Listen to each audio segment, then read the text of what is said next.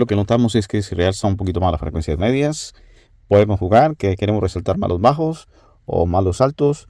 Todo depende de la instalación que realicemos. Lo importante es tener condensadores con los cuales podamos hacer mezclas y de esa manera pues saquemos la conexión adecuada al equipo o la impedancia mínima que nos pide el equipo a donde vamos a instalar todos estos componentes. Bueno, chao, un abrazo para todos.